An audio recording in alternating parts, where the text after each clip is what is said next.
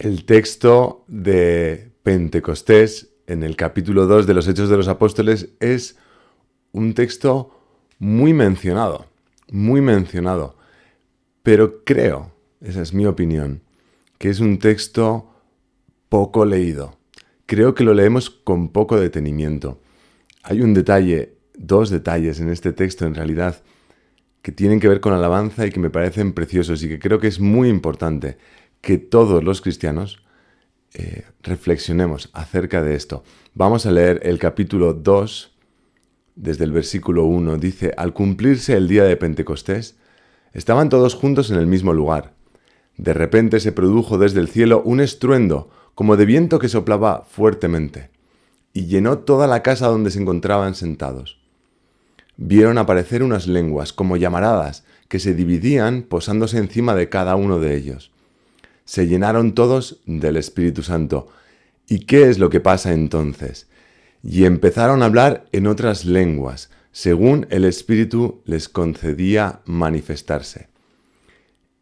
¿Y de qué hablaban? ¿Qué es eso que los apóstoles decían? Un poco más tarde, después de que se junte un montón de gente y se genere esa expectación, entonces Pedro dará un discurso. Pero antes de eso, ¿de qué hablaban? Pues nos lo responde el mismo texto en el versículo 11. Dicen, esos que se acercan a escucharles, dicen, cada uno los oímos hablar de las grandezas de Dios en nuestra propia lengua. ¿De qué hablaban? De las grandezas de Dios. Esta expresión, hablar de las grandezas de Dios, es sinónima de alabar. ¿Qué estaban haciendo los apóstoles, los discípulos, en aquel día de Pentecostés al ser llenados y movidos por el Espíritu Santo? ¿Qué hacían? Alabar a Dios, proclamar las grandezas de Dios. El padre Iglesias, traductor del Nuevo Testamento, al que yo valoro y respeto mucho, comenta acerca de esta expresión, hablar las grandezas de Dios, que está en conexión con el capítulo 10. Allí también se menciona esta expresión. Estamos en casa de Cornelio y todavía estaba exponiendo Pedro estos hechos cuando bajó el Espíritu Santo sobre todos los que escuchaban la palabra. Y los fieles de la circuncisión que habían venido con Pedro se sorprendieron de que el don del Espíritu se derramara también sobre los gentiles porque... ¿Por qué? ¿Cómo saben o captan ellos que aquí se está derramando el Espíritu como se había derramado sobre ellos en Pentecostés? Porque los oían hablar en lenguas extrañas. ¿Y qué decían en lenguas extrañas? Les oían hablar en lenguas extrañas y proclamar la grandeza de Dios.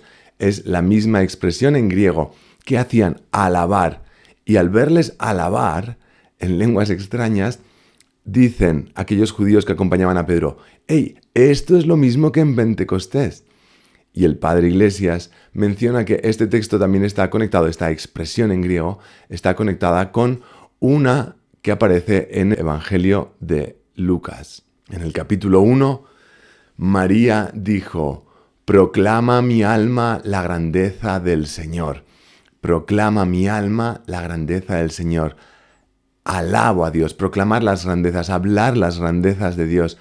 Eso es lo que hace nuestra Madre del Cielo, eso es lo que hacen los discípulos llenos del Espíritu Santo y todos los de la casa de Cornelio cuando reciben el Espíritu Santo gracias a la predicación de Pedro.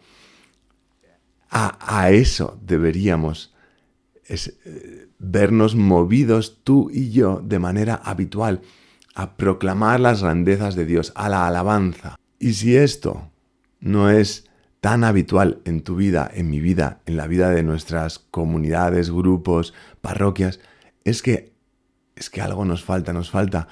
Suena muy fuerte decirlo, pero quizá nos falta un poquito de Espíritu Santo. Así que vamos a rezar y vamos a alabar. Gloria al Padre, al Hijo y al Espíritu Santo.